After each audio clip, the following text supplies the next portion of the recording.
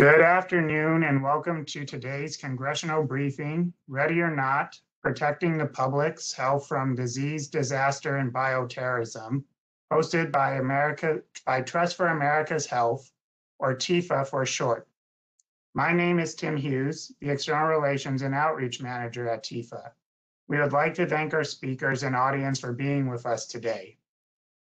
For today's webinar, audio will be accessed through your computer speakers or headphones. Real-time captioning is provided today by Jamie Cruz of ACS Captions. For captions, click the multimedia viewer icon under the circle with 3 dots at the bottom of your screen. Next, on the right side of your screen, locate the link in the captioning panel that says Show Hide Header.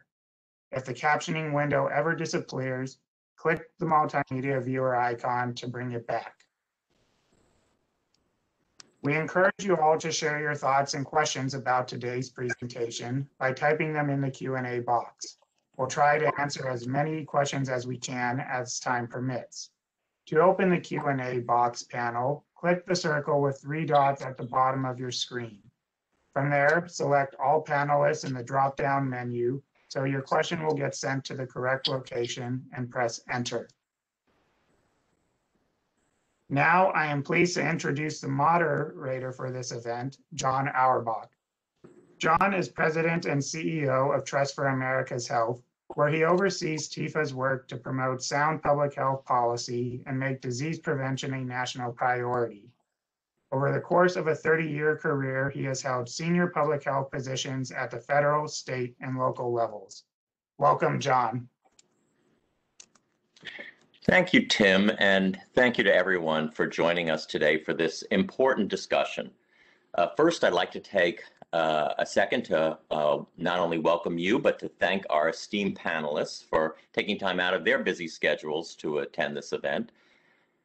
The purpose of today's briefing is to help our audience get a better understanding of the policies and the programs that impact our nation's preparedness and response for disasters of all kinds, from pandemics to extreme weather to man-made disasters. We're going to hear from distinguished panelist speakers who have unique perspectives on our nation's health security. And then after their presentations, as you've heard from Tim, we'll have time for discussions and questions from you. Next slide, please. First of all, I'd like to go over some findings and recommendations from our recent report, and also to share TIFA's vision for a more resilient nation moving forward. Since 2003, TIFA has been publishing an annual Ready or Not report. In that report, we assess states based on 10 priority indicators. And those indicators are intended to be a checklist of actionable steps that states can take to improve their overall readiness. We're not attempting to do a report card or a grading system for states. And not surprisingly, in our report, we highlight the tragic lessons of COVID-19, as well as acknowledging some of the heroic work that's been done by the public health sector. We include discussion of the steps of policymakers and others and what can be done to improve our health security, learning from the lessons of COVID-19. And as in all of our reports, we include policy recommendations for different sectors. Next slide, please, Tim. Again, Ready or Not is our annual assessment of states' level of preparedness to protect the public's health during an emergency. And as I indicated, our report measures state performances in 10 key emergency preparedness indicators across a range of emergencies, not just infectious disease outbreaks like COVID-19, but also natural disasters like those that are caused by weather, bioterrorism, or other types of emergencies.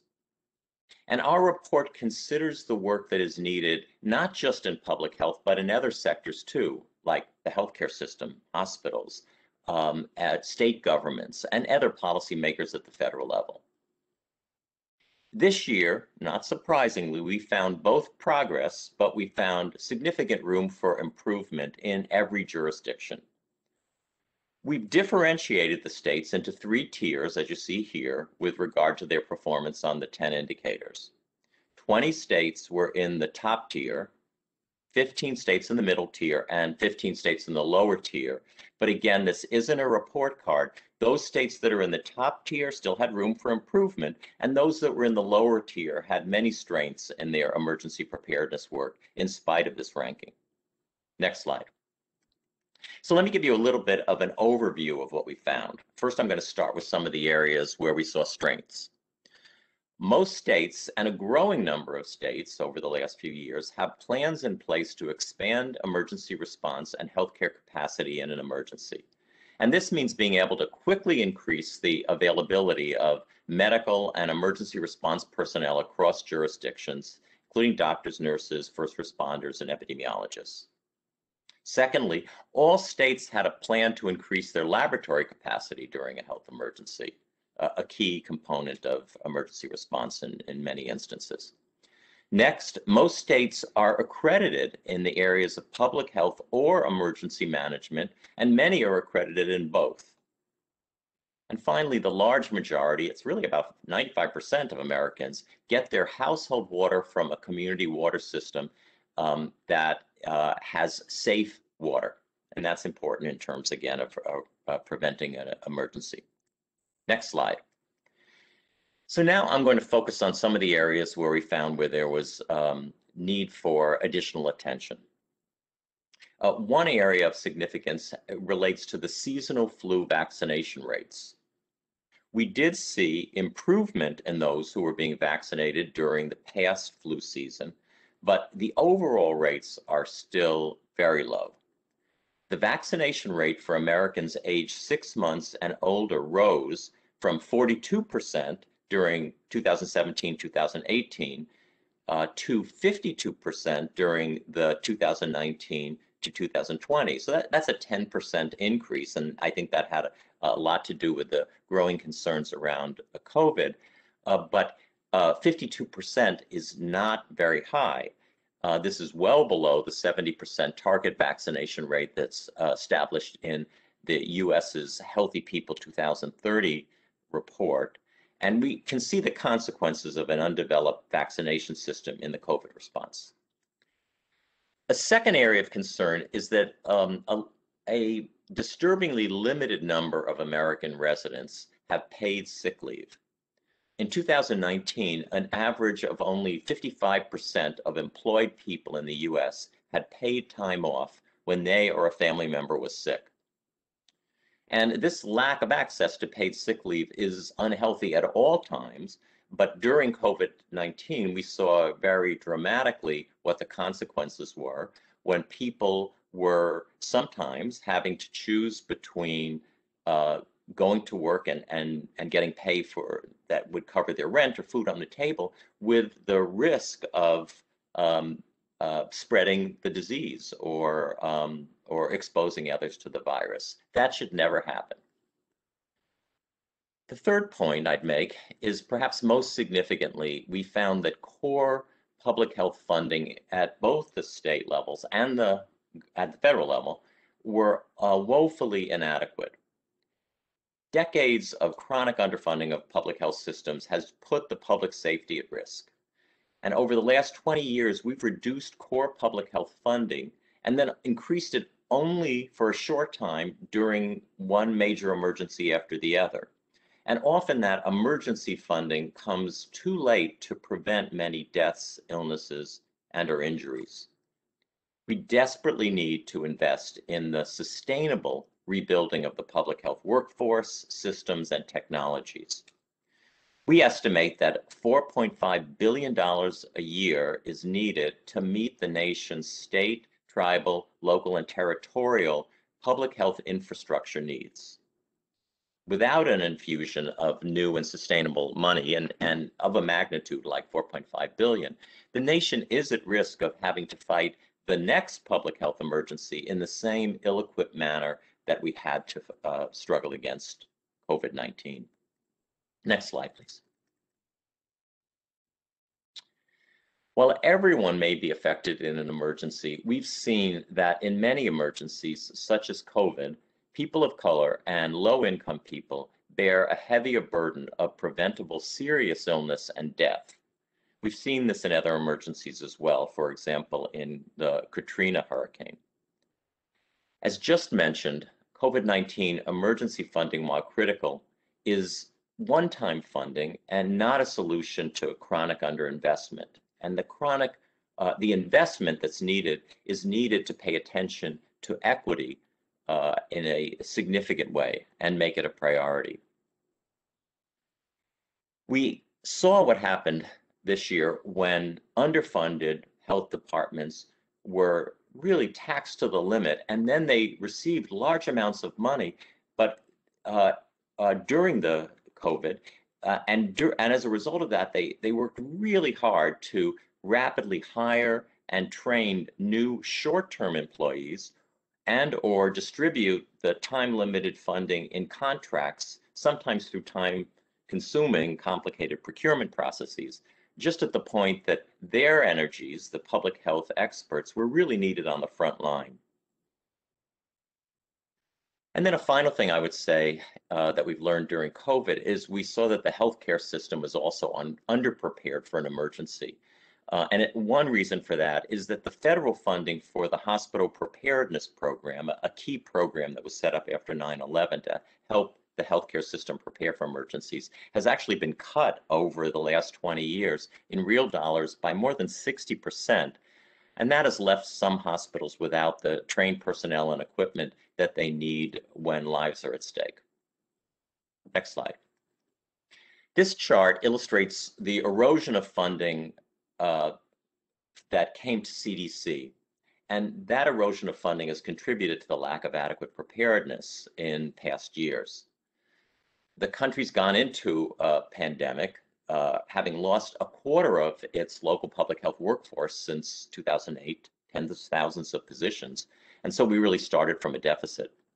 This chart specifically shows the two primary funding sources for public health emergency preparedness in our country. And those two are the Public Health Emergency Preparedness, or PHEP program, that's shown in blue.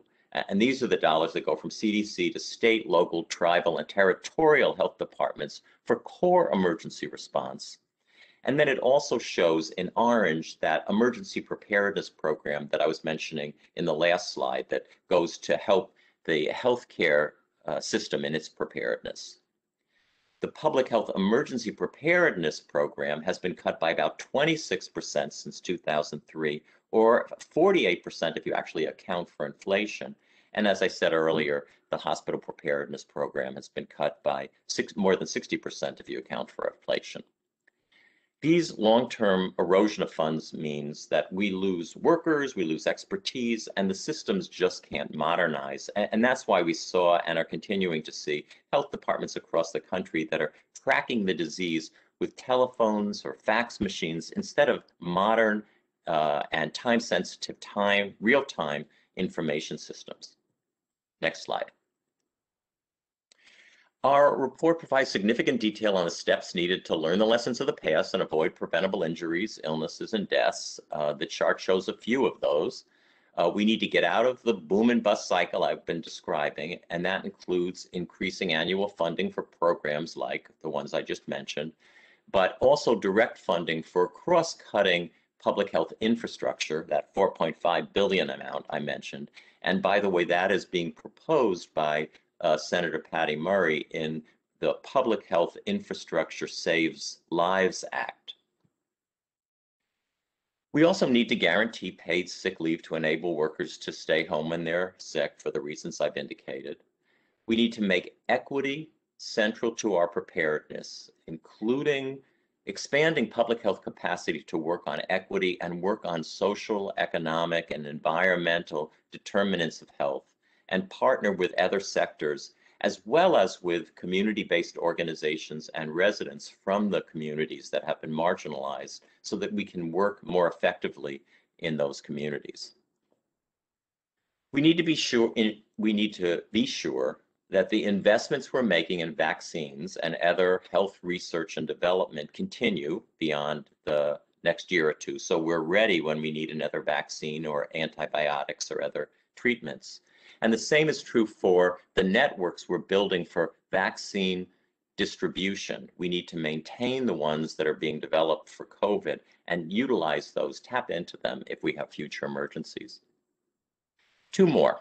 We need to seriously strengthen the readiness of the healthcare system for major surges when patients are in need of hospitalization or care. And finally, we need to recognize that natural disasters, and in particular those that are related to climate change, weather-related emergencies, are increasing in intensity and frequency. We had a record number in the last 12 months that we hardly noticed because our attention was on COVID-19. And we need to be providing resources to help public health and healthcare systems adapt to these weather-related threats as well. Next slide. And finally, this is just a list of some of the available resources that we have at Trust for America's Health. So please go to our website and take advantage of these resources. Okay, now it is totally my pleasure to introduce our extraordinary panelists of speakers. They represent the experience of working at the local, state, and federal levels. They've each been tested in emergency response for COVID, as well as in response to other emergencies and to the day-to-day urgent matters that affect the health and well-being of people in America. This panelist I think of as kind of a dream team of experts who you'd want in leadership during an emergency. So the first up is Dr. Cameron Webb. Dr. Webb is the White House Senior Policy Advisor for COVID equity. He's a physician, he's an attorney, a former White House fellow where his portfolio included criminal justice reform through the My Brother's Keeper initiative, as well as healthcare policy. He's a former assistant professor of medicine and public health science at the University of Virginia, where he serves as co-director of the health policy program. And Dr. Webb generously joined us today because, unfortunately, at the last minute, Dr. Nunez Smith, who was scheduled to speak, was unable to do so because of an urgent matter. So thank you, Dr. Webb, for joining us. Next, we'll be hearing from Dr. LaQuandra Nesbitt. Dr. Nesbitt is the director of the District of Columbia Department of Health in Washington, D.C., and that's a position she's held since 2005. And in this role, Dr. Nesbitt has led the city in addressing the full range of health matters. Those include controlling obesity, to preventing violence, to combating maternal and infant mortality. Prior to her role in DC, Dr. Nesbitt served as the director of the Louisville, Kentucky Metro Department of Public Health and Wellness. And there too, she led initiatives that were critically important for health.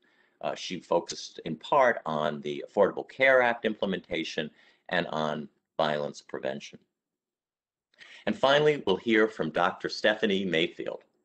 Dr. Mayfield is the director of the U.S. COVID-19 Response Initiative at Resolve to Save Lives.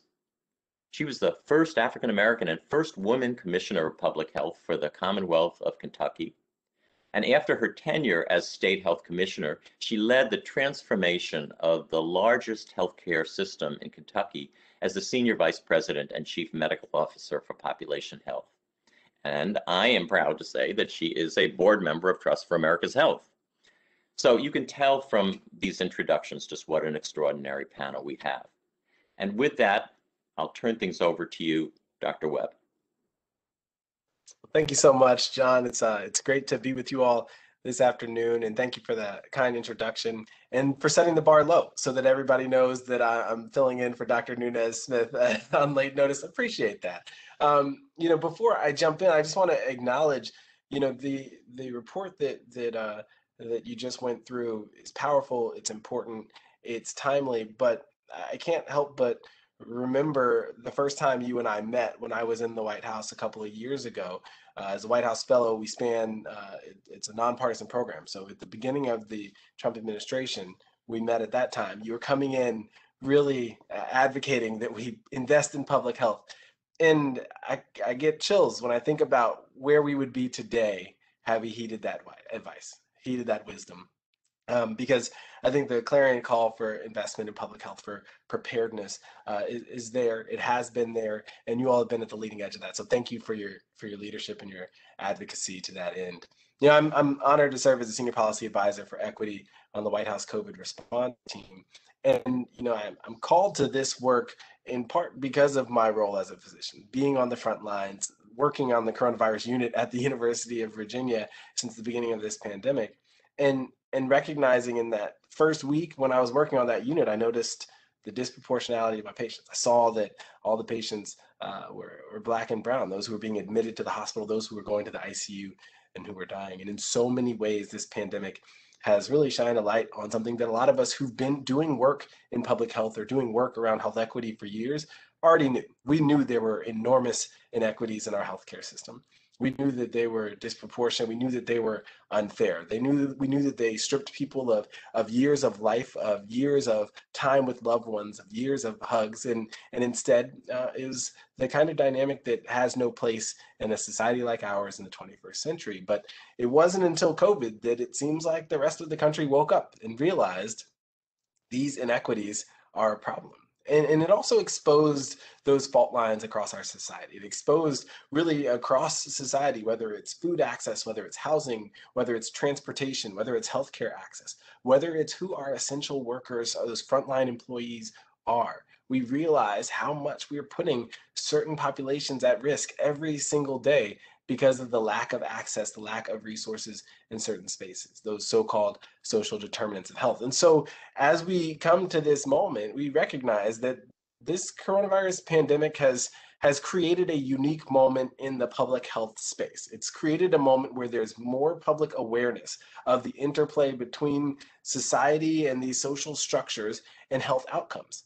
And we realize that it's wholly unfair. You see, often people will assign blame when it comes to certain health conditions, but with this pandemic, people aren't assigning blame in the same way. And I think that it's created this moment for us to talk about equity in a new and different way. And so coming into this administration, we had a really clear mandate from the American people to focus on equitable access to this COVID response. And the way that that plays out is simple. You see, when this vaccine effort rolled out in December, that focus was on just getting vaccine to states. But we know that that idea of speed, of really quickly getting vaccine everywhere that it needs to go, sometimes can work against the goals of equitable distribution. And so we wanted to think through some of the mechanisms by which we could achieve an equitable COVID response. We are going to lean into the great leaders like Dr. Nesbitt in Washington, D.C., and others all across the country who are innovating, who are creating, who are driving the change, because that's necessary. The laboratory of the states, and that's such an important dynamic for our public health infrastructure. It's such an important part of how we get to better, how we get to best. But we wanted to complement that with strong federal programs. And so what I want to do is just briefly talk you through some of our federal approach to equity, how we're measuring it and how we're doing, and just give you a sense of where things are as of today. Now, when we first started out, we said, well, how are we going to define COVID equity? I remember my very first day on this White House team asking, so how are we defining COVID equity? And you'll get about 10 different answers from 10 different people. And we had to sit down and say, well, what does it mean? And ultimately, we said with regard to vaccination, the shots going into arms, the people being vaccinated need to look like the people across this country. It needs to be proportional, needs to be representative. Everyone needs to have a fair shot and opportunity to get the vaccine if they're interested. And so that's really what the foundation of this conversation has been. And what's been interesting is President Biden and Vice President Harris have been adamant that equity be at the center of this response. And so in the 4 programs we designed, it truly is. First, I'll describe the mass vaccination sites, our community vaccination centers. That program now that's given over 2 million shots is designed to place those sites in areas with high social vulnerability index scores, high SVI, and those are the areas with the greatest economic disadvantage. The thought being that if we're able to have these high throughput centers, 3,000, 6,000 shots per day, in some of the areas that have the most economic disadvantage, we're able to reach some of the folks that have been the hardest hit and are at the highest risk. And so far, that program has done pretty well in reaching some of those hardest hit, highest risk communities. Even if you look by race and ethnicity, about 70% of the shots through our CVCs, through our mass vaccination sites, the FEMA sites, are going to communities of color, to historically marginalized populations. And so that is helping to advance that equity goal in those spaces with that throughput. It is important for us to get to as many people as we can, but we know that that's only one part of the response. I mentioned that's 2 million shots, a little more than 2 million shots at this point that have gone into arms, and we got over 100 million who've received at least one shot at this point. So a lot more room to go. The next program I'll describe is our Federally Qualified Health Centers Partnership Program. Now, when I was in my internal medicine residency in New York, I trained at an FQHC in Long Island City in Queens. And that was so important for me to see the role that those centers play in our communities. It's more than just a place to receive your care. It is a hub of information, a hub of trust, and it's a place where families and communities recognize they can get care that's centered around them. And so leaning into the FQHCs, the over 1,400 centers across our country, as being vaccinators was so important. And so we rolled this out first with 25 sites and then quickly 250, and then shortly thereafter with an additional 700. So 950 of the 1,400 sites receiving vaccine. And we're continuing to scale that up. The president just announced scaling it up even farther. But what's exciting about these community health centers is who they serve, because we already know that 2/3 of the patient population at these centers are people experiencing poverty. We know that 60% are folks from communities of color or historically marginalized populations. We know that up to 50% often are living in public housing, and a large percentage are folks with limited English proficiency. And so, yes, it helps us reach some of the other marginalized populations. It certainly helps us to reach migrant farm workers and people experiencing homelessness. These FQHCs are a key mechanism to press toward equity, especially with their reach all over the country. We've been able to target selecting sites preferentially in terms of the priority of the rollout, sites that are serving those hard to reach populations first. And then we focused in on rural communities and frontier communities. We focused in on sites that serve a large proportion of racial and ethnic minority groups. We figured that if we are focusing in on the groups that have been the hardest hit and at the highest risk through this FQHC program, we can really mobilize resources quickly through a trusted messenger. And that should be a through line in this work as we move forward. Really connecting that idea of, yes, having vaccine available, but tying it together with that trusted messenger, with the trusted message concept. The next program is our retail pharmacy program, and that's one of the larger scale programs. As of last week, about 17,000 sites across the country. And what was great about it is that of that 17,000, 50% were located in zip codes with high social vulnerability index scores. So with our pharmacy partners, we really impressed upon them the importance of locating those pharmacies, selecting sites that were in the areas with highest socioeconomic disadvantage. But yet and still, the president made a call last week that was really important. He said, we need to make sure that 90+% of Americans have access to a vaccine within 5 miles of where they live. And to do so, we activated the entire pharmacy network. That's over 40,000 pharmacies that we're scaling up to include.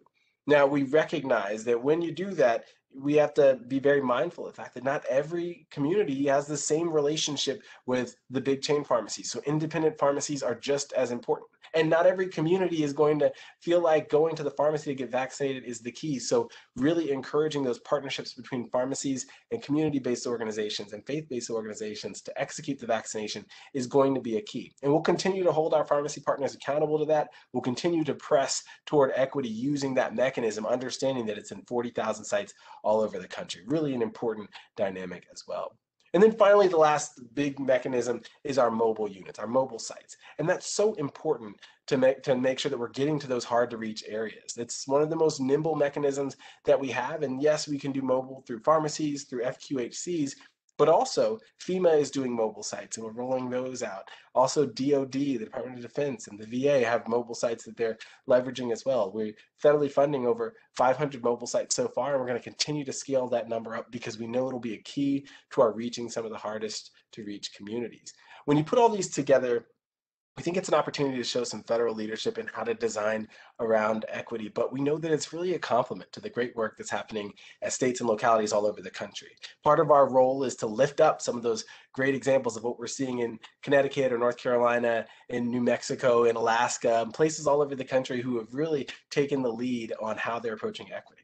Can't tell you how many times we've talked about DC's approach to scheduling visits for vaccination, because it's important to share those messages with other folks around the country so they can at least think differently about how to connect some of the hardest hit, highest risk communities with vaccination. At the end of the day, if we don't roll this program out equitably, we know what's going to happen. We know that as cases continue to increase, the risk that there is that the folks who are going to continue to get sick and die are going to be from communities of color. So we want to complement that vaccine work with other key elements, with testing, with therapeutics, but we want to make sure that we don't lose sight of this mission in this moment, to equitably distribute vaccine, to equitably respond to this pandemic. And I'm really grateful to work in an administration where both President Biden and Vice President Harris, they don't just talk about that, they mean it sincerely. And so with that, I'm really excited to be with you this afternoon, excited to learn from you and alongside you. I think the work that Tifa has been doing is incredible, but the work that you all have been doing across the country has been really inspiring, and we're following your lead in so many ways. And I know I speak for Dr. Nunez-Smith when I say that we're listening, we hear you, we see you, and we're excited to partner with you to equitably get to the end of this pandemic. Thank you so much. Gosh, thank you so much, Dr. Webbs.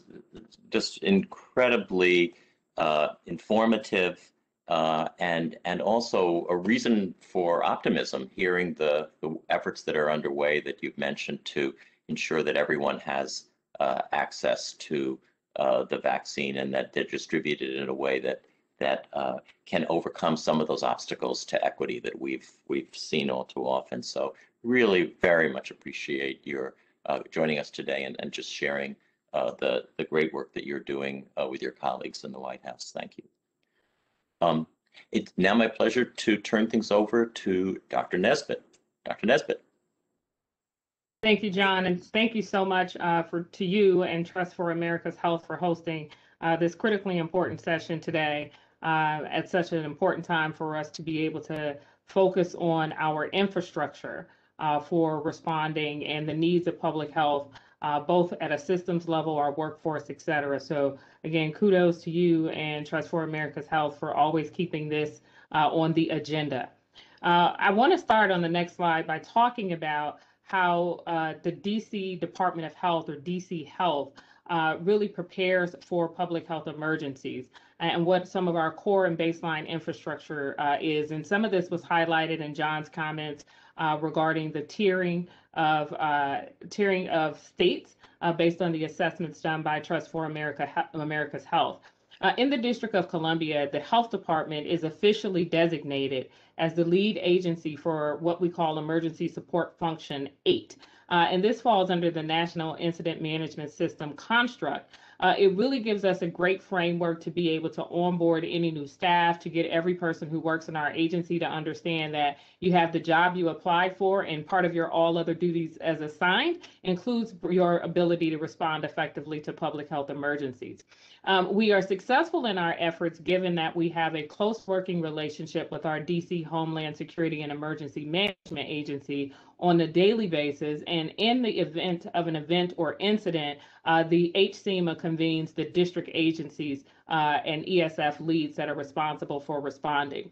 Internally, we have a very diverse skill set within our agency, and if there is an emergency that we're responding to that doesn't necessitate a tremendous amount of additional support from colleagues in other agencies or other ESF functions, we still have the capacity within our agency using subject matter experts to convene our own incident management team. And it can expand or contract based on the incident. The types of individuals who may be involved in an emerging infectious disease response may be very different than those who are helping us to respond to a man-made or natural disaster.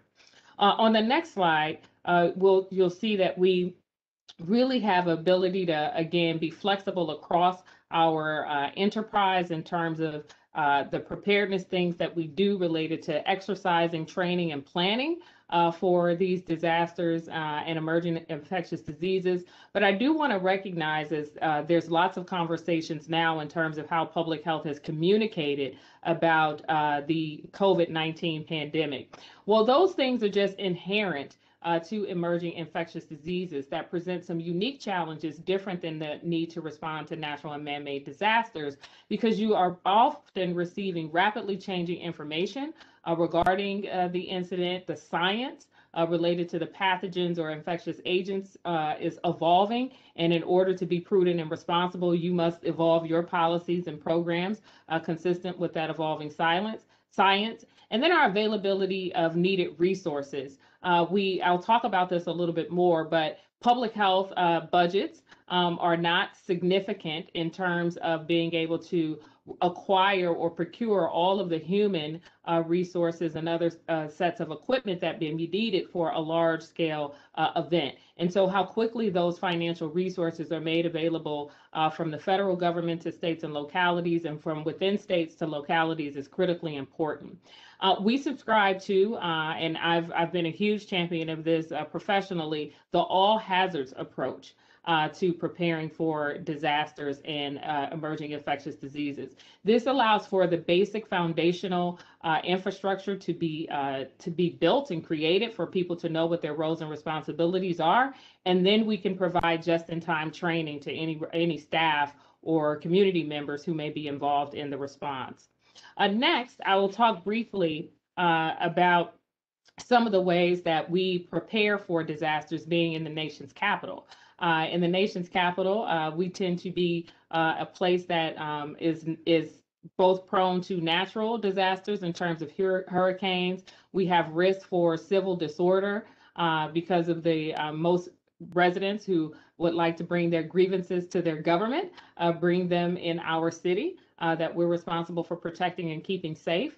And we also do some of the same things as other jurisdictions in terms of planning for the release of bioterrorist agents such as anthrax and other things such as active shooter events, which we unfortunately have had here in the District of Columbia, resulting in a substantial loss of life. Our response as it relates to COVID-19 was really, on the next slide, was really able to take off in a rather quick pace. And that's because we have a need to collaborate across agencies and with the federal government partners on an ongoing basis. The federal government has a designation called National Special Security Events, or NSSEs, that was created a few years ago. And since that designation was created, over 50% of national special security events have occurred in Washington, D.C. Those events can range in scale and scope from being as big as the papal visit to the United States, or some of things that people consider to be routine, such as the State of the Union address. In January 2020, we built off of the relationships that we had with our fellow ESF agencies, as well as our partners in the National Capital Region, to begin to think about how within our organization we would create our incident management team. And we quickly began in January coordinating messages and fact sheets for the public. This could range from the science of what we knew about the pathogen at that time, as well as how to access resources, who was considered to be most at risk at the time, and sharing all of that information. We also worked with our healthcare partners to develop guidance and protocols to keep their patients and their workers safe, as well as providing a tremendous amount of guidance to the executive leadership of the city.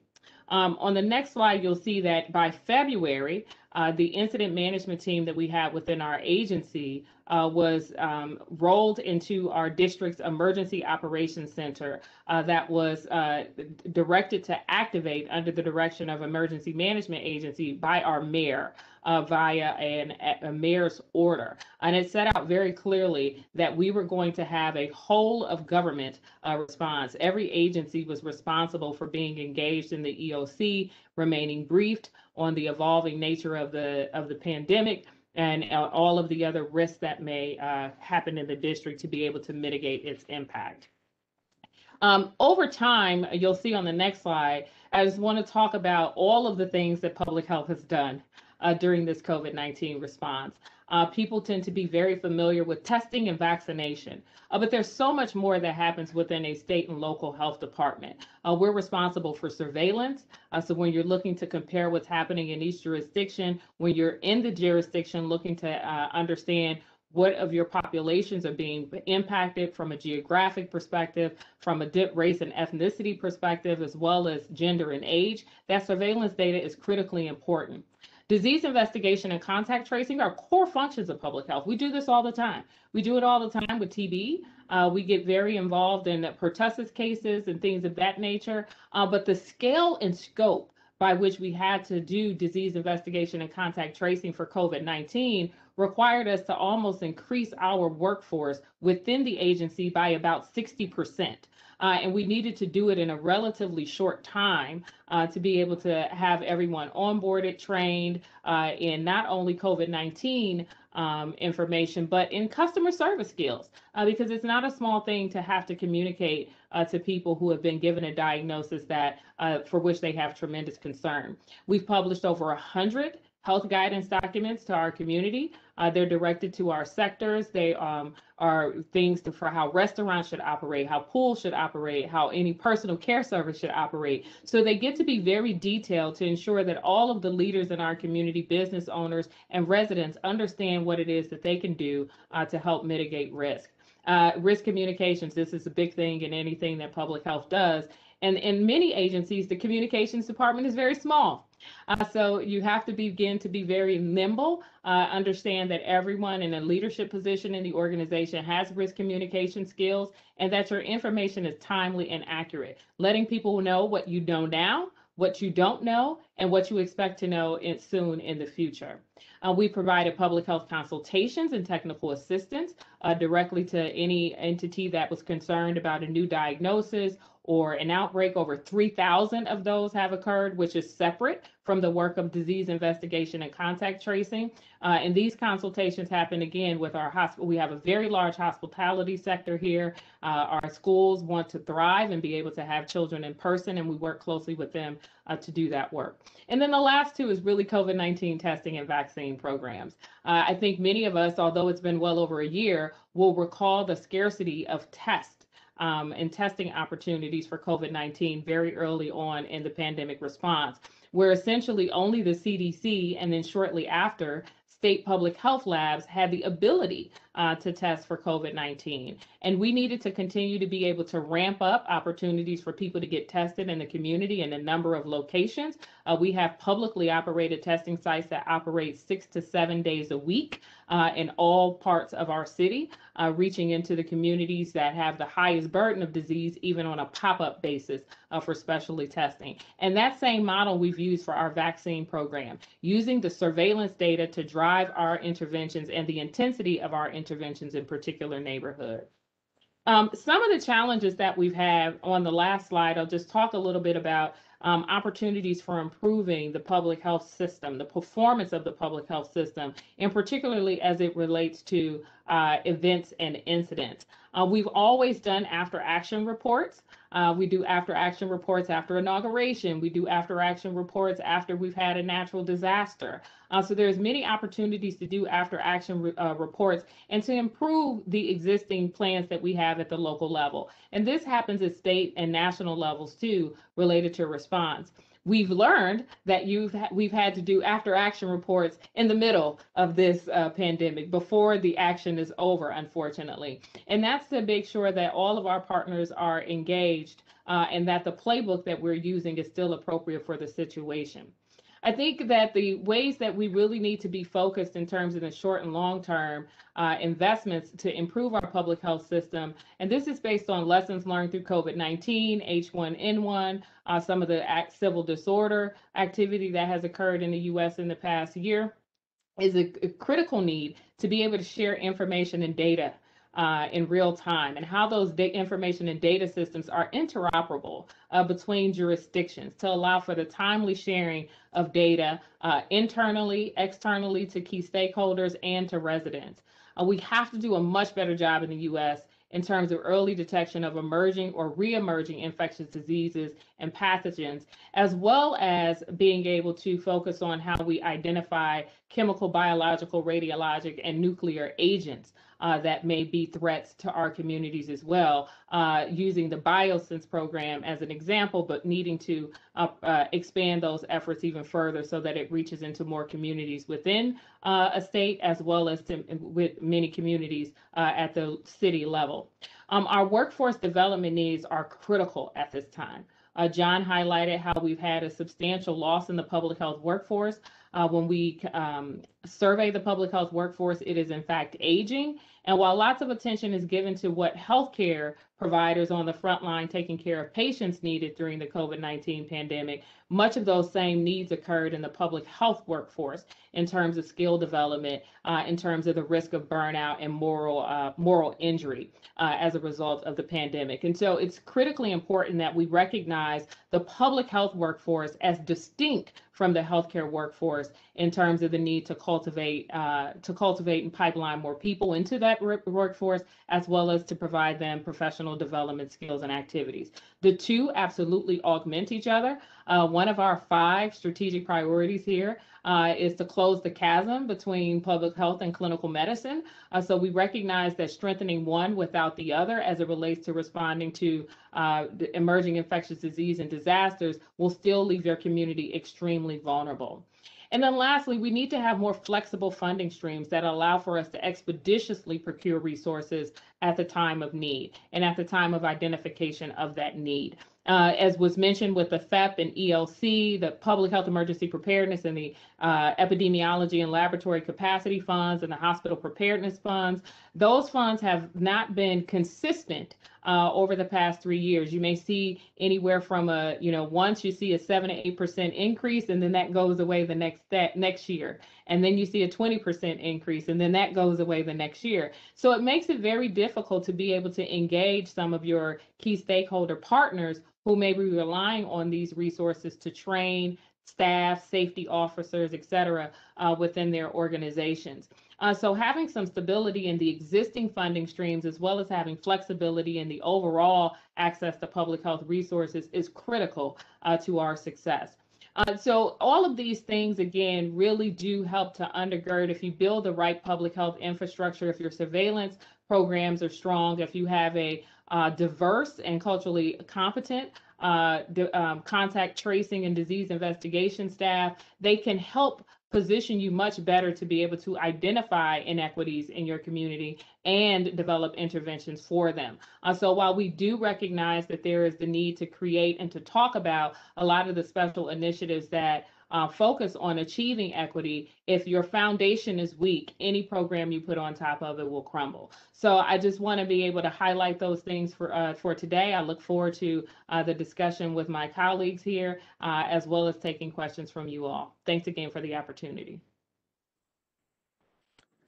Well, thank you so much for that fascinating presentation and insight into how you led the effort in DC, and I think that the residents of the city, of which I am one, so I have a personal degree of gratitude for your work, really have benefited from your wise, steady, and effective leadership. So thank you very much, Dr. Nesbitt, for that. Thank you.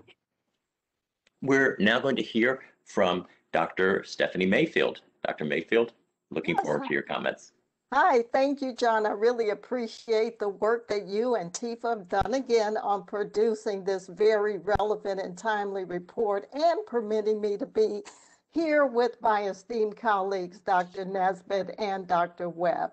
I would like to talk to you about some critical COVID-19 challenges and approaches to strengthening public health. Next slide, please.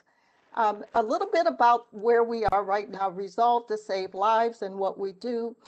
Vital Strategies is a global public health organization working in over 70 countries to strengthen public health systems. Resolve to Save Lives is an initiative of Vital Strategies, and it aims to prevent 100 million deaths from cardiovascular disease and prevent epidemics. through a prevention of epidemics program, Resolve to Save Lives is supporting countries throughout Africa and beyond to respond to COVID-19. Next slide, please, showing what we offer.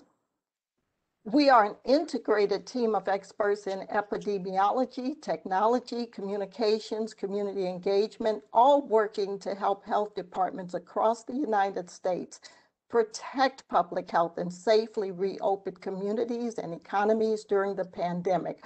Our efforts have focused on promoting an equitable and efficient COVID-19 vaccine rollout and advancing prevention, testing, contact tracing, isolation, quarantine strategies, and more recently on vaccinations. Next slide, please. We created alert level systems that you'll find in the New York Times. We developed this framework to guide local, regional, and national governments on best practices for alert level systems and how to clearly communicate the actions people should take in response to changing COVID-19 conditions within their community. And that's what this slide depicts, the tracker that you can find in the New York Times. It includes county level risk assessments and tracking pages for nearly every county in the United States. That's more than 3,000 to heighten public awareness of the severity of COVID-19 that spreads in each area. Next slide, please. We also have learning opportunities that are a safe place for our counties and getting ready to expand regionally into states.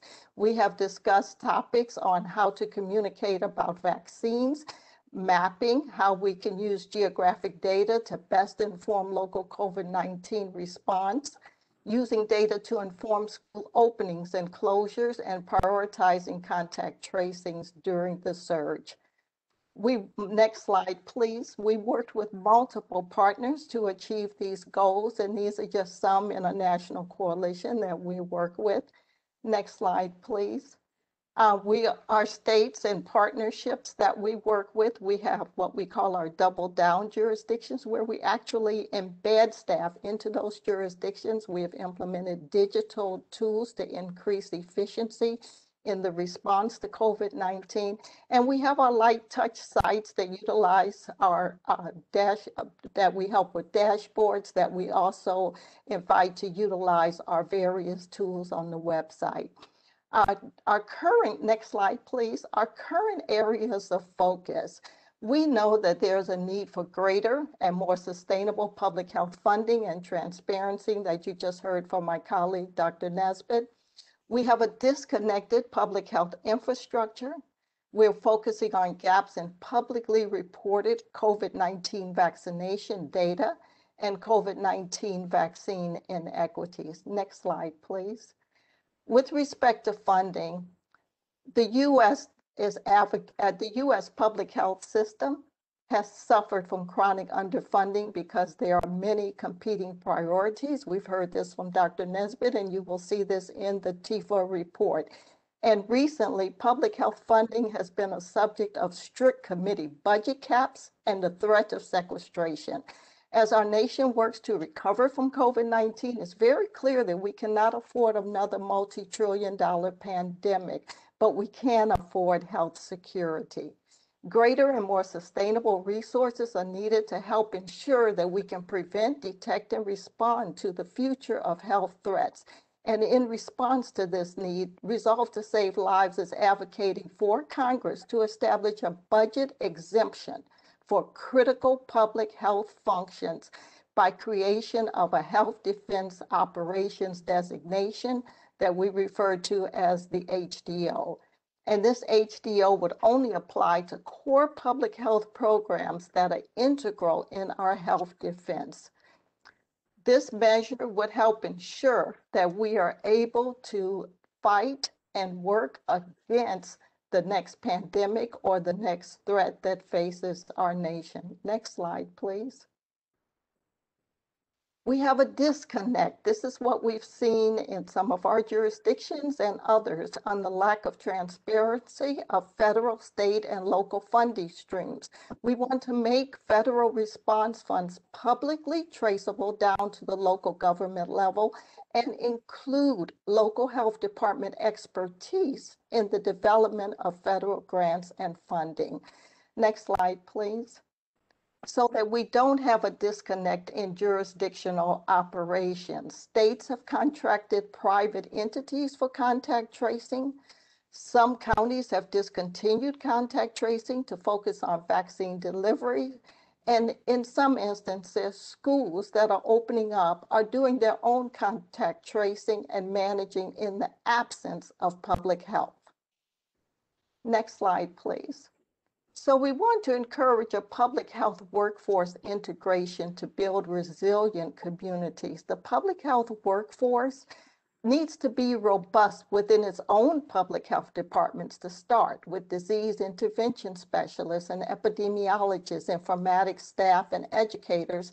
And also, public health can integrate into clinical settings in the forms of navigators and community health workers, and working with community-based organizations to address some of the social determinants of health that we heard Dr. Webb speak of earlier.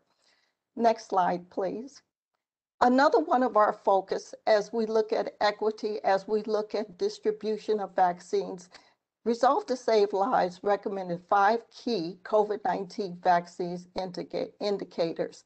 And as states race to curb the spread of COVID-19, vaccinate their populations, critical data are needed to maximize the speed, safety, and equity of vaccination programs.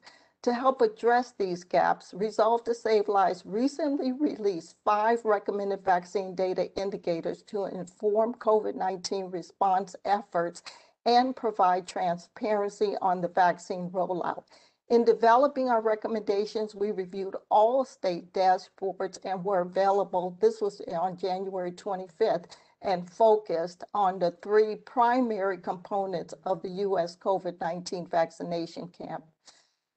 We are seeing progress on some states are starting to adopt our recommendations and are continuing to disseminate the funding, their findings. And these reports underscore the importance of standardization when we see the irregularities in the data.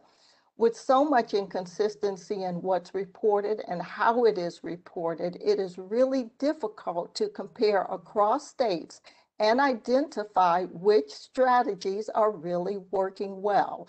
And with states trying out different approaches, we need to be able to quickly identify and amplify these strategies that are yielding equitable and effective distribution. Next slide, please. Here is you can see this is a graph on the Kaiser Family Foundation. And one of the more striking features on this graph is that 40 states, as of March 29th, have a need for greater capturing and data reporting on race and ethnicity, particularly when we've seen the disproportionate impact on specific races in the United States. Notably, COVID-19 vaccine uptake is increasing in all populations, but there are disparities that we need to continue to address, and to effectively address that, we need to be able to capture the data. Next slide, please. This is a slide on one of our states and jurisdictions, North Carolina, that Dr. Webb mentioned earlier, on vulnerability mapping. And in an effort to make COVID-19 vaccine distribution more equitable, our team is helping with specific counties within North Carolina implement the state's equitable dose program through vulnerability mapping. And we identify key zip codes and census tracts that are most vulnerable based on CDC's, that Dr. Webb mentioned, the Social Vulnerability Index. So he had spoken on that. So for the sake of time, I'll continue to move forward. But what's notable is that there is an equitable dosing that's done in North Carolina to ensure communities receive their fair share of doses, and other states are taking hold and doing that as well. Another community-based organization and on equity that we're working with is advancing the Choose Healthy Life initiative, and that's led by Reverends Calvin O. Butts and Al Sharpton, addressing COVID-19 crisis in the Black community. It was initiated focusing on testing, has pivoted to vaccines, and they are supporting national vaccine rollouts and recently expanded to have vaccine pop-up events in 3 major cities, but their focus has been in New York, Atlanta, DC, Newark, and Detroit. Next slide, please. So one of the things that we've noted is that to strengthen our public health system, we're really in support of a health defense operation fund to help assure America's long-term health security, better coordination, transparency of fund flow and use, optimizing our federal, state, city, and local roles, correctly positioning and locating COVID-19 support and vaccine services to build resilient communities. We have a gap in data. We need to improve real-time, stratified, and transparent data that leads to change in both policy and practice. And again, promote equity throughout the public health system. And our large focus right now is on vaccines. I thank you for this opportunity to present our work at Resolve to Save Lives. Back over to you, John. Thank you. Oh, wow. Dr. Mayfield, thank you. Resolve to Save Lives and your leadership are really doing remarkable work and thinking about how do we implement these complicated challenges throughout the responses to the complicated challenges throughout the country. Thank you for that. We please do submit your questions following the guidelines that are on your screen now. I'm going to start by asking questions. And Dr. Webb, I don't know if you're still here. I know that Dr. Webb was going to get called back to the White House. Oh, you're still there. Great. Terrific. Thank you so much. Dr. Webb, maybe I'll start with just a question for you. One of the, undoubtedly with the efforts that you are relaying, there's going to be progress that's made in terms of equity with the COVID response to address some of the disproportionate burden that we've seen and the challenges in access. Many folks are concerned that there's a lot of attention though on that issue now with COVID and a lot of resources, but it will be difficult to sustain that in the post-COVID period. Do you have thoughts about how to carry forward some of the progress that will be made, is being made with the kind of initiatives you were talking about in a post-COVID period, so that we don't lose progress, we continue to combat inequity? No, it's a fantastic question, and I think it's the right one to be asking. And I do apologize because I will have to leave early, but I want to answer this question because it's such an important one. I'll start off by giving an example. We're doing a current initiative where the president announced the other week we are vaccinating all end-stage renal disease patients working through the large dialysis organizations, because 50% of dialysis patients who get COVID end up getting really sick or dying from COVID. It's disproportionately a minority, groups that are impacted by end-stage renal. And the ability to mobilize this resource, get 375,000 doses of vaccine out to this community really quickly, I think was an important show of, hey, we want to address the disparities that folks are facing with end-stage renal. But just today, I had a conversation with some colleagues in the Domestic Policy Council saying, so what do we do next, right? We don't stop with we vaccinated the end-stage renal disease population.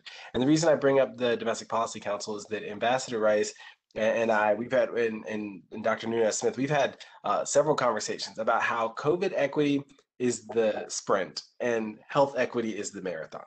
And everything that we're learning about COVID equity, everything we're learning about how we can rally resources from the federal government to address COVID equity, there's some corollary to the long-term efforts to address health equity more broadly in our communities.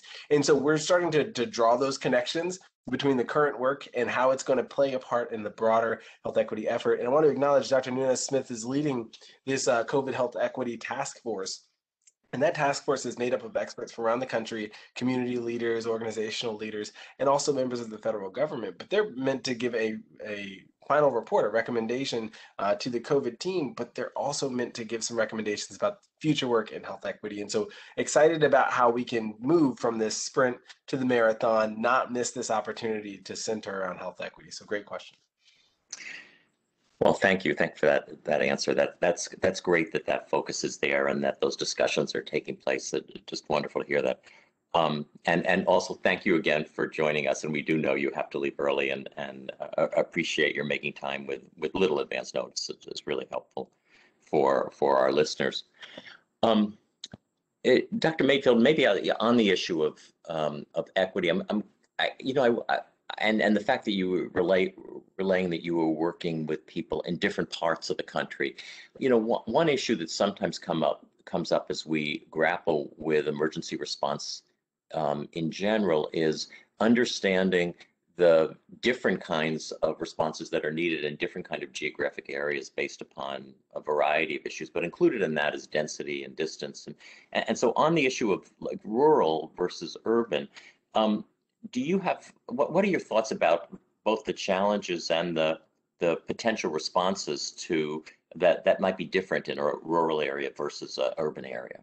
Right. Thank you for that question, John. What we know is that COVID has highlighted what's always been there. And some of those challenges that have been there for quite some time in rural areas, communication challenges, lack of broadband throughout. And I was glad to see the president had put that in the budget to expand broadband, because that impacts how you can respond during an emergency, whether it be natural or nefarious.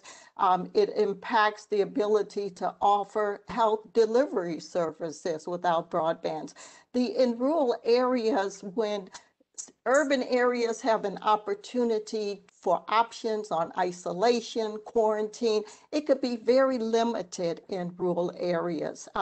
Another point of note in rural areas, and I'm putting on my former commissioner's hat now, is that oftentimes EMS response relies on volunteers. And so that gets back to the budget and being able to move forward. Rural hospitals, many of them have closed or reduced bed size capacity.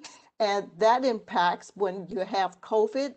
What happens when you don't have many beds in the rural areas and patients have to be sent into the city, which could be over 100 miles away in some cases?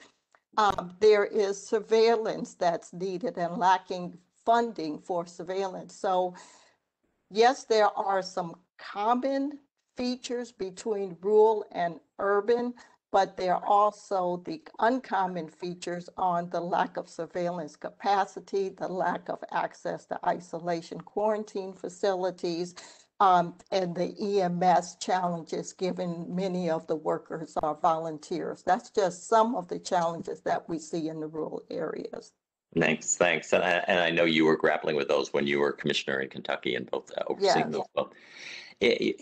Dr. Nesbitt, you're in this, in some ways, geographically, you're in this unique position in terms of policymakers, and there are probably in the District of Columbia, there are probably more policy makers and elected officials per square foot than any place else in the country.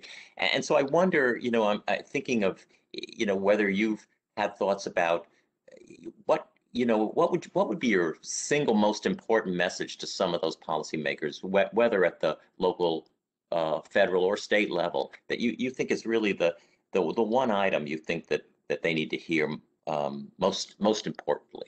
Sure. Thank you so much for the question, John.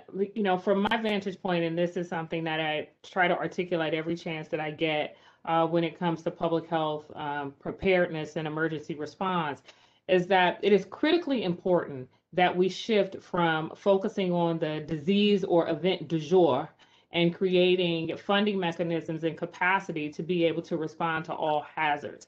If you reflect on the past 10 years in this country, just from the pathogens or infectious disease perspective, we've had Ebola, we've had Zika, and now we have COVID-19. And the approaches that were taken to finance and fund the response to those initiatives were highly varied.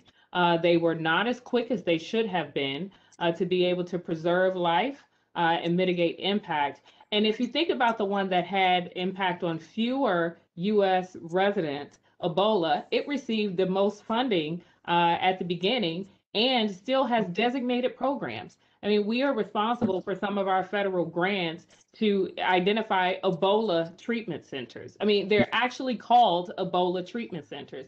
And so when you're thinking through what your flexibility in funding is and what the foundational infrastructure is that you need in your healthcare system, your public health system, being bound by the name of a specific pathogen or disease as it relates to preparedness is very limiting. And so we need to be able to go beyond funding, which sometimes I think may be done right to a degree of, to people's credit, with a sense of emotion and a sense of urgency to be able to combat that new emerging infectious disease, but it lacks the foresight to really give us the ability to move forward. If you think about the amounts of funding and resources that are being invested right now for the COVID response over the past year and where it's being invested, we would miss a substantial opportunity to be thinking about better tools for disease investigation or intervention, using all of these tools and databases and applications that were created for COVID-19. Wouldn't it be remarkable if we could just move those over to TB, if we could move those over a structure that they had the core bones to help us respond to everything? And similarly, the laboratory capacity, I'm getting into Dr. Mayfield's lane a little bit here, but if you start talking about specific instruments and laboratories, they can test for multiple pathogens. It's all you're changing is the assay. So those are the types of things that I think we really have to think about. How do we leverage for greater impact in the long term, as opposed to only looking at what is right in front of us? Yeah. I think that's such an important issue. I was working at CDC when both Ebola and Zika were happening in the country, and with the Ebola money out in the states and the locals, Zika hit, and many of the local and state officials said, "Can we just use some of the Ebola money we've already received to work on Zika?" And we're told no, that congressional intent limited the ability to use it for that purpose, and that therefore they needed to wait until there were specialized Zika funds, and that kind of didn't really make sense to those who were on the front lines. And I think that's an example of where there were the limits that were disease specific kind of got in the way of the public's health and well-being. Dara Lieberman. Dara is the director of the government relations unit at Trust for America's Health, and a longtime emergency preparedness expert, I would add as well. And Dara, you've been looking at the questions that are coming in from our listeners. Want to share an initial question from one of our listeners? Sure, and just a reminder, you can put questions in the Q&A, and if you have questions for a specific panelist, please indicate that. Dr. Nesbitt, how is DC responding to the mental health needs of DC residents related to COVID-19? Sure. This has been a intentional focus of ours, and something that we wanted to elevate and lift up very early on, especially as stay-at-home orders came into play. We were experiencing a rapid loss of life in our community in the first few months of the pandemic, as well as having people just be very overwhelmed by the everyday tasks that they would routinely do that needed to be modified. We did some things that could be rather small. Anyone who presented at a public health testing site received information when you received your information on how to get your test results. On the other side of that page was how to take care of your mental and emotional health and well-being, including giving them the phone number to our Access helpline that is available for residents who may be in crisis. Companion to that, our Access helpline, which typically is utilized by people experiencing a psychiatric emergency, was really expanded in terms of its scope to be able to offer people services without them having a confirmed diagnosis, without them being in acute psychosis. So it really opened up those resources for people for counseling, and many of them were able to access a number of sessions before we even started to leverage insurance or do long-term referrals. We were very intentional on creating something for families of school-aged children. I think it goes without saying that teaching your child at home while doing their job is a stressful event for many people. And taking on those responsibilities and just trying to communicate with children in terms of why they are not engaging as much with their classmates, their friends on their sports teams. That took a completely different skill set and coaching for parents. And so we have Wellness Wednesdays for parents to be able to ask questions, to be able to get into plugged systems of support. And then, lastly, what I'll say is that in our long-term care and for our seniors and elderly, those who were living in congregate settings, whether they were acute, long-term acute care, skilled nursing, or intermediate care, when they were unable to have visitors because of the risk it may introduce into the facilities, where the case fatality or death rates from COVID-19 were much higher, 8 to 10-fold higher than the general population. We provided all those facilities with the technology, with iPads and things to be able to keep families connected over the past year. So we're being very sensitive to the needs of individuals, training staff. A couple weeks ago, I hearkened back to some of the rich programs we had in Kentucky that are also here, like psychological first aid programs, and really being able to communicate those strategies effectively and have people understand that those resources are available for them to access. Thank you. This pandemic has demonstrated that if there's a problem before an emergency, it becomes even more acute during the emergency. So that's really important to hear about. Maybe Dr. Mayfield can address this question, but regarding the collection of data, do you see a push to disaggregate data further so we can better reach subpopulations?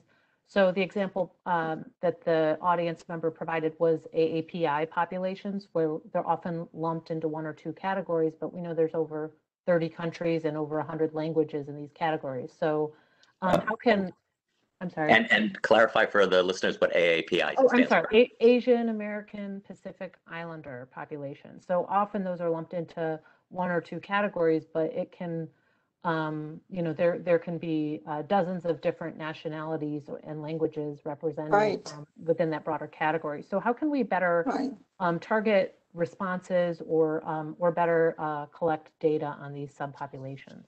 That's a good question and something that we're really trying to do. I hate to call them subpopulations that we're not currently collecting data on.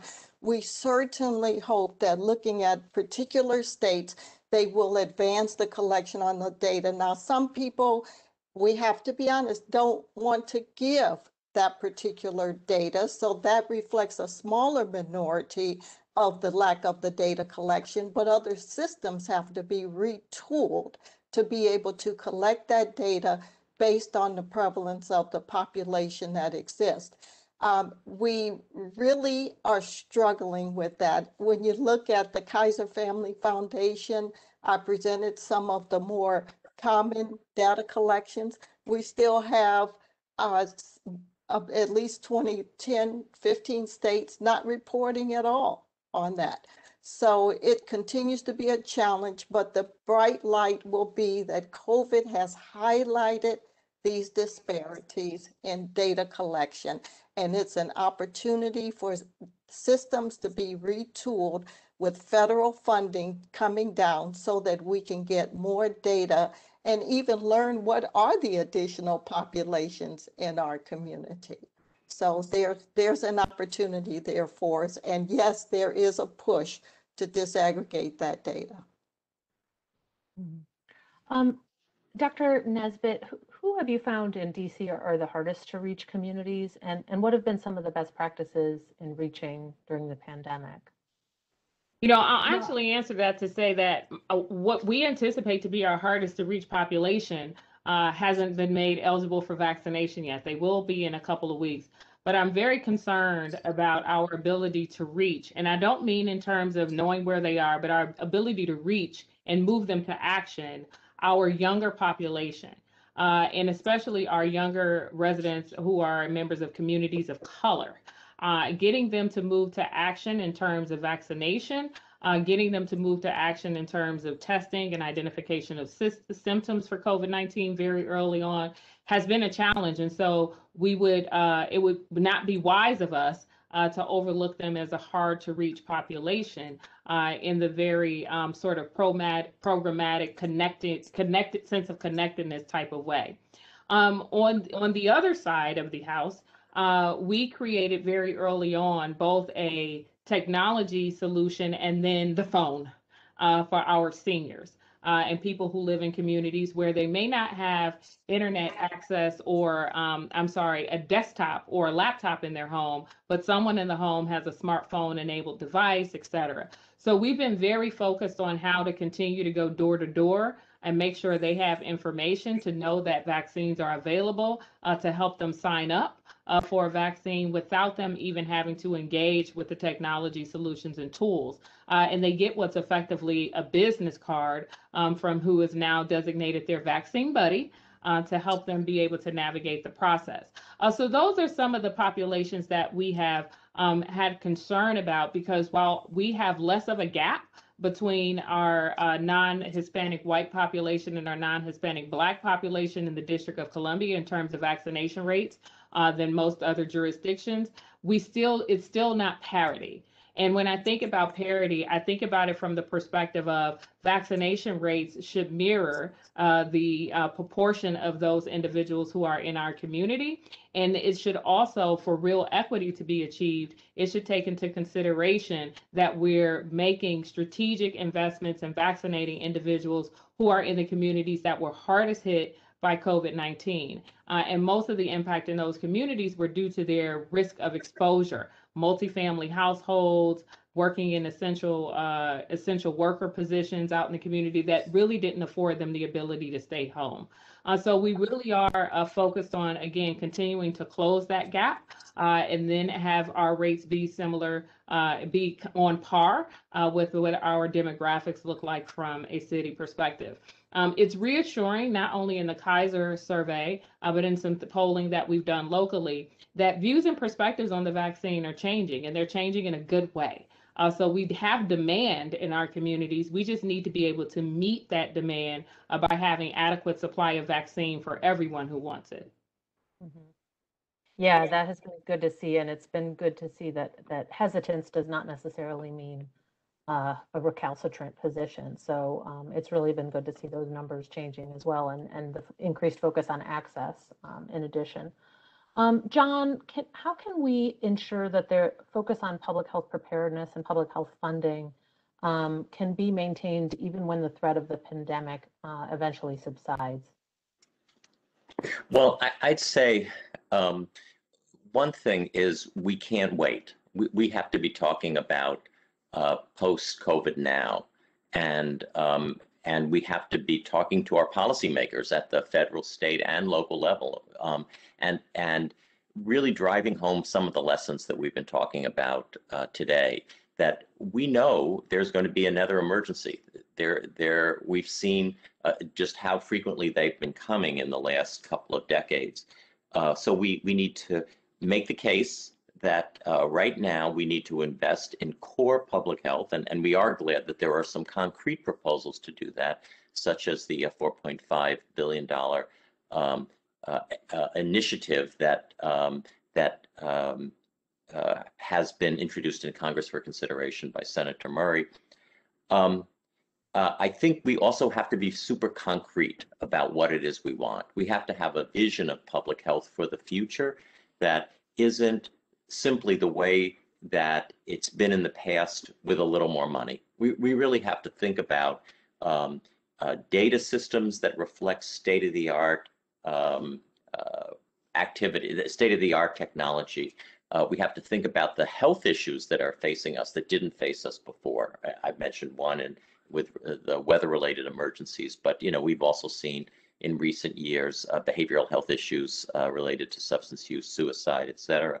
And we as well as the long continuing ones that we've had that we need to make more progress, such as around obesity and tobacco. So we've got to make the case, we've got to be concrete, and we have to be farsighted to think about what are the needs going to be and what does a modern system look like, and paint that picture for the policymakers.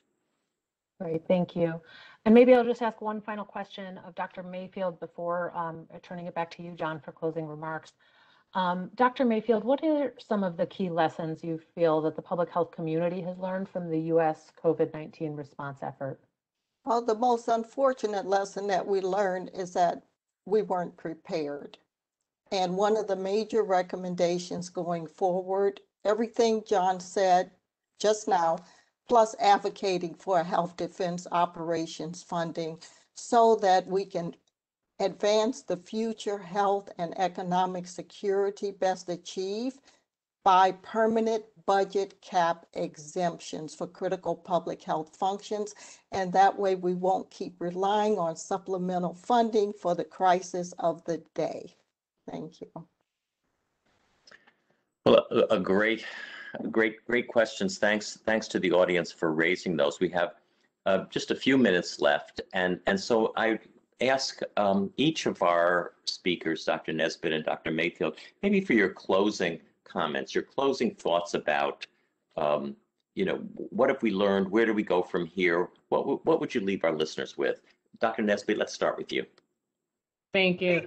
I think we're in a relatively, and I want to call it a good place in terms of public health policy, in that we have increased our intentional focus on achieving equity. I want to make sure that we emphasize that in order to achieve equity, I'll say it again, we have to have a good foundation. The infrastructure for our work in public health and healthcare has to be solid in order for us to have effective health equity interventions. If we can't do basic things such as surveillance, then you can't know the populations who are disproportionately impacted.